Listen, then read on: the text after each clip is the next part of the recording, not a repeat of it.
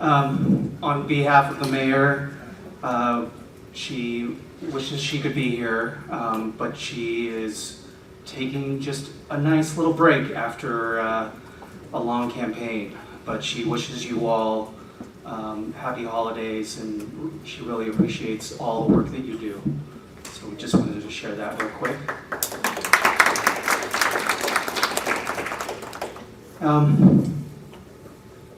These days, many of us would rather not be living in the present, a time of persistent crisis, uncertainty, and fear. Not that the future looks better shadowed by technological advances that threaten widespread hate and by the perils of catastrophic climate change. No wonder some are tempted by the comforts of nostalgia imagined past. Inspiring as it seems on first inspection, the self-help slogan, "Live in the present," slips rapidly out of focus. What would living in the present mean to you all? To live each day as if it were your last, without a thought for the future, is simply bad advice, a recipe for recklessness. The idea that one can make oneself invulnerable to what happens by detaching from everything but the present is an irresponsible delusion. Despite this, there is an interpretation of living in the present, inspired by Aristotle, that can help us to confront the present crisis and the perpetual crisis of struggle and failure in life. There is an insight in the self-help slogan that philosophy can redeem. The beginning of wisdom here is to think about what we are doing. We engage in all sorts of activities: reading an article, reflecting on life, attending a protest, preparing a report, listening to music, driving home, making a meal, spending time with family and friends. Through all of these activities take time. There is a crucial difference in how they relate to the present moment. Using terminology from linguistics, we can distinguish activities of two fundamental kinds. The telic activities, from telos, the Greek word for purpose, aim it at terminal states by which they are completed. Once you arrive at that goal, you are finished. The point of the activity has been achieved. You can do it again, but only by way of repetition. Not all activities are like this. Some activities are atelic, which means they do not aim at terminal states. However much of you reflect on life or spend time with your family and friends, you cannot complete these activities. Though you will eventually stop doing them, they do not aim at a point at which there is no more of them to do. Aristotle made the same distinction, contrasting the two kinds of action or praxis, kinesis and energy. Kinetic actions are telic and therefore incomplete. As Aristotle wrote in his Metaphysics, if you are learning, you have not at the same time learned. When you care about telic activities, projects such as writing a report, building a relationship, making a meal, satisfaction is always in the future or the past.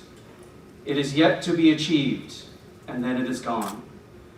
Telic activities are exhaustible. In fact, they aim at their own exhaustion. They thus exhibit a peculiar self-subversion. In valuing and so pursuing these activities, we aim to complete them and to expel them from our lives. Atelic activities, by contrast, do not by nature come to an end and are not incomplete. In defining such activities, we could emphasize their inexhaustibility, the fact that they do not aim at terminal states. But we could also emphasize what Aristotle does. They are fully realized in the present. At the same time, one is seeing and has seen is is understanding and has understood, is thinking and has thought. There is nothing you need to do in order to perform an intelligent activity, except what you are doing right now. If what you care about is reflecting on your life or spending time with family or friends, and that is what you are doing, you are not on the way to achieving your end. You are already there. What would it mean then to live in the present, and what do we gain by doing it? To live in the present is to appreciate the value of the italic activities like going for a walk, listening to music, spending time with family and friends. Their value is not mortgaged to the future or consigned to the past, but realized here and now. It is to care about the process of what you are doing, not just the projects you aim to complete. The advice is easy to misread. To live in the present is to not deny the value of telic activities, of making a difference in the world. That would be a terrible mistake. Nor can we avoid engaging in such activities. But if projects are all we value, our lives will become self-subversive, aimed at extinguishing the sources of meaning within them. To live in the present is to refuse the excessive investments in projects, in achievements and results that sees no inherent value in the process.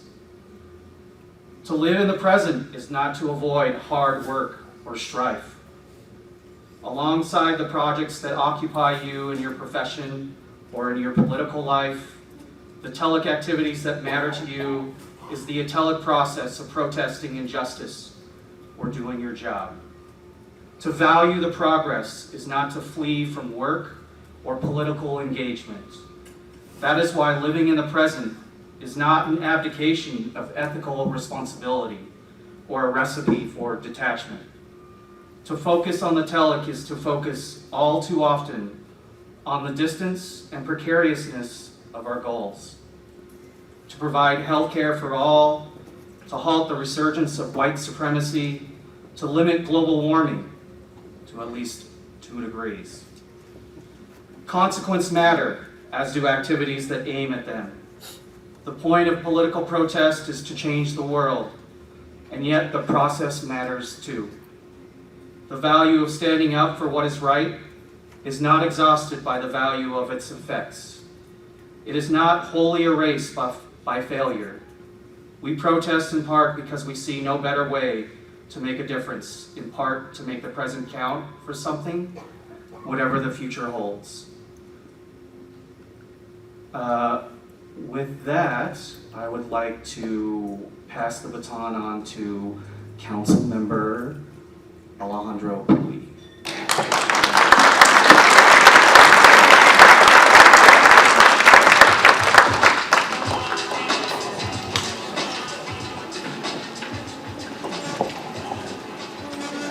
Good afternoon. Okay, we're choking on the food right now. Let's do it again. Good afternoon. Okay, thank you for being here with me. I appreciate the opportunity to be sharing this space with all of you. I have some remarks, and those that put together the remarks know so good that I'm so bad at following them that I'm going to try my best. You also don't find very often introverted politicians. Here you are, everyone. So it really is an honor to be here today celebrating this gigantic milestone. For those that don't know, I'm Alejandro Puy. I serve on the City Council here on the west side of Salt Lake City. I represent one of the few majority-minority districts in the state. It is a good opportunity and a challenging one to bring about the issues of the west side to the front of the budgets, of the discussions, to bring about the need that's never been really brought up. And it was always acknowledged, but it puts it on me and on many other of my colleagues to fight for the west side, to bring the money that we deserve, to bring the money that was forgotten forgotten, maybe not so much forgotten, but left behind for us. And this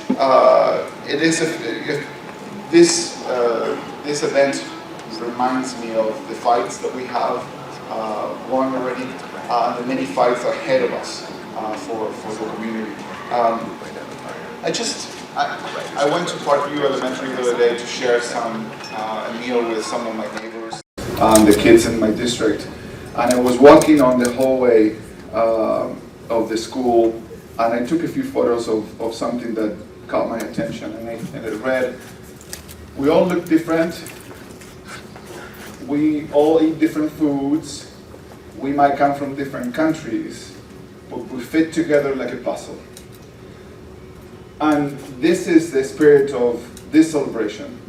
It is that we all different in some way or another, but we fit together like a puzzle. And it is not about hiding our differences, but highlighting them. And sometimes it's hard for us. Sometimes it's easier for us to fit in. But it is important for us to remember that it's in our differences that we make a better society. It is by being bold and loud in the smallest situations how we make our community better.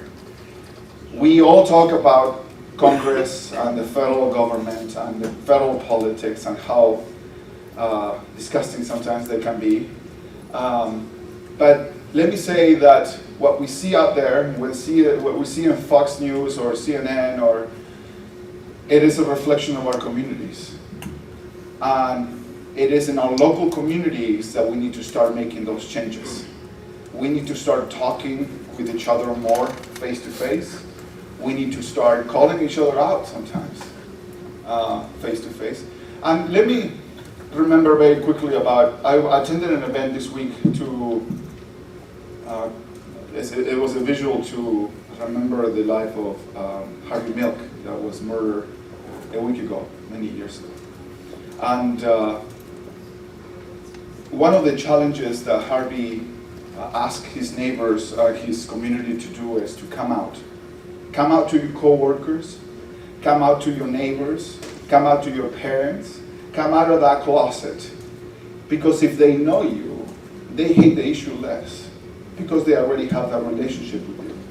So in all the differences, we sort of have to come out and show our differences, and show our points of views, and show our true colors. They are different and makes us fit like a puzzle. So I just wanted to say thank you for being here. I appreciate the opportunity to get to know you. If I don't talk to you, it's because I'm introverted, so say hello. Thank you, everyone. And now I'm going to introduce Representative Sandra Hollins.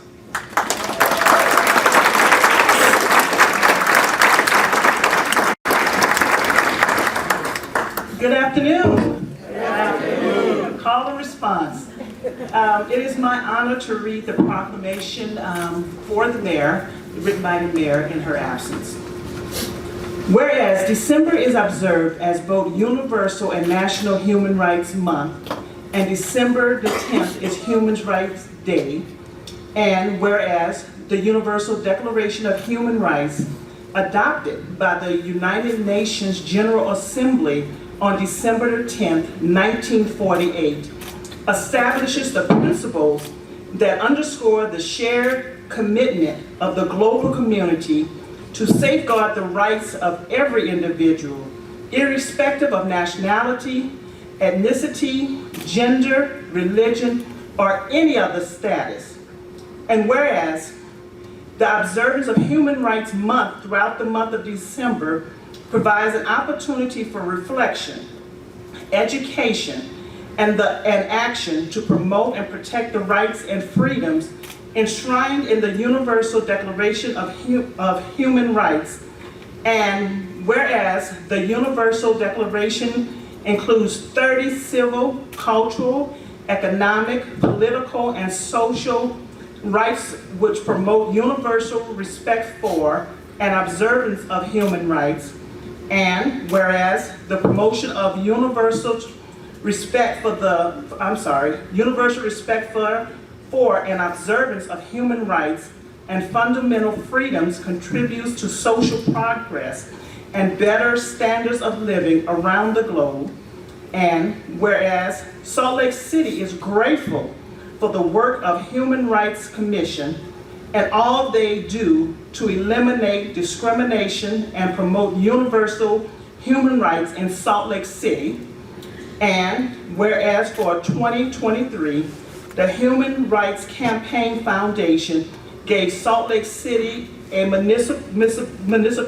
municipal equality index score of 100, the highest score of all cities in Utah. Whereas the assurance of equitable treatment of all of Salt Lake City residents has been and will continue to be an ongoing priority for the mayor's office. And this was signed by Mayor Aaron Mendenhall, Mayor of Salt Lake City, and was proclaimed December 2023 as Human Rights Month in Salt Lake City. Thank you. Thank you, everyone. Thank you, Representative. Next, we'll be having a spoken word done by a local artist from the Plumas Colectiva, Monica Lisset. Welcome. Hey, y'all. I'm like getting over a cold, so I sound a little funny. My name is Monica Lisset. I'm a Chicana poet from Kearns, and I am part of Plumas Colectiva, which is a Latinas collective of artists. And we run events for the BIPOC community. Yeah, so I'm going to share 2 poems with you guys.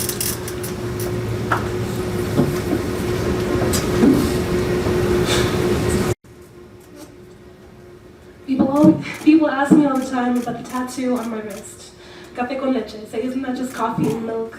Usually I just lie. Straight face tell them I'm just really forgetful and it's my Starbucks order because it's easier than saying I didn't know I was brown until I was 4. That I started crying watching cartoons because nobody looked like me. Tommy and his diapered up crew were all white and that just didn't make any sense. Asked why none of them spoke Spanish. Like, yeah, there was Dora, but she's part of how I learned English. I don't want to tell them that the only reason I was quiet as a kid was because I had to wait for someone else to speak first. Because I couldn't tell how everyone else knew what language to approach someone in. I can't say how confusing it was that none of the other kids had seen a Chavo del Ocho, and why everyone at school was calling me Monica and not Monica, or why I automatically spelled my last name because nobody can say Ayala, and how traumatizing it was. Eating lunch at school for the first time, taking a bite of what I could have only processed as ice cream before realizing I had just been introduced to mashed potatoes. And that I had slurs hurled at me before I was old enough to know what they meant. And why sometimes my tongue still quivers in Spanish because I remember how it felt when I used it in the wrong places. Now sometimes everywhere felt like a wrong place. How badly I tried to just fit in. How I didn't have my first brown classmate until like halfway through elementary school, and how the teacher would call us by the wrong name accidentally, but like all the time. Or that all my siblings are pale, like my mom is, and no one's ever asked them where they're from. And that if you didn't hear my mommy's accent, you'd never know. And that when I was 4, all I wanted was to look like her. All I wanted was to be white. And that I was inconsolable for an hour until she sat me down at the kitchen counter, set out a mug of coffee and a glass of milk, said, Mija, mira, esto es tu papá y esto soy yo, pour them into each other y esto eres tú. It's hard to explain that I haven't always felt good in my skin. That I used to feel heavy having it be the first thing someone noticed about me. How it's taken me years to grow into. That I haven't always appreciated how the sun illuminates it in the summer and how I keep that glow all year long. And my skin and my culture aren't something I have to hide anymore. But that some days my heart still aches for the little girl who felt that she did. It's one of the loudest things about me now, and it's something that I'm proud of. So I tattooed Café con leche on my wrist where I could see it all the time, where everyone could see it all the time. Because I always want to remember. But sometimes it's still easier to lie. Say that it's my Starbucks order and I'm just really forgetful.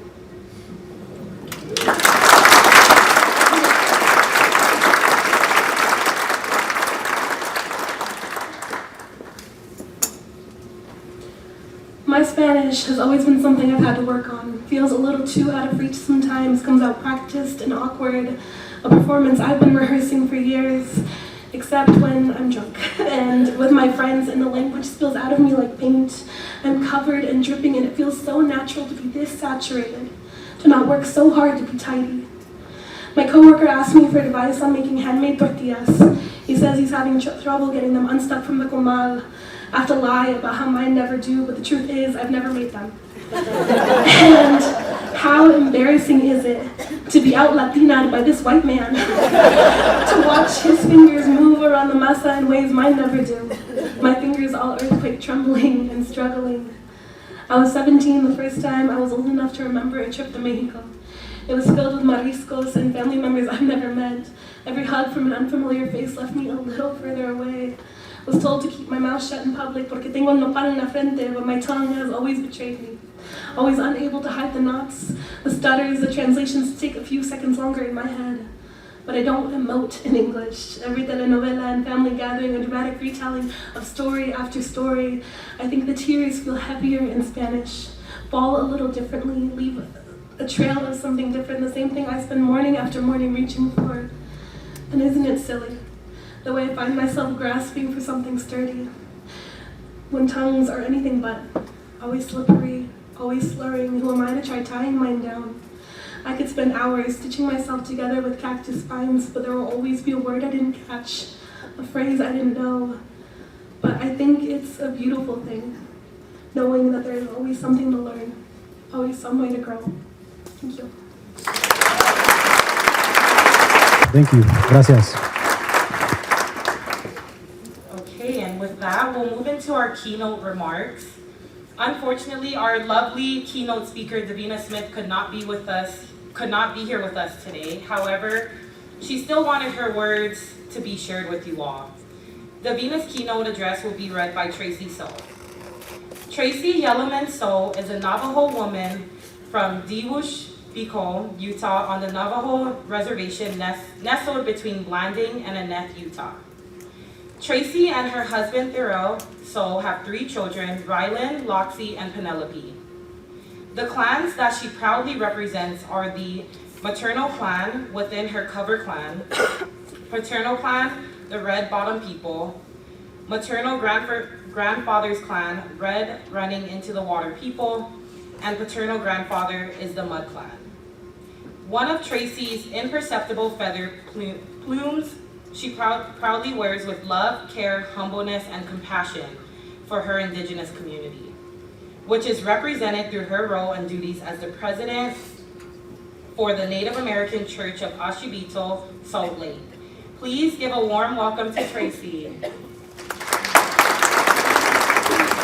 Thank you, Michelle, for that introduction. And I just want to thank everybody, everybody for coming here. And I also want to thank the coordinators, everybody who had a helping hand in putting this event together and for their purposes and for the intent of it. I'm very thankful for each and every one of you. And just to introduce myself in my own language that we had heard earlier from one of our guest speakers that discussed the land acknowledgement. My name is Tracy Yellowman So.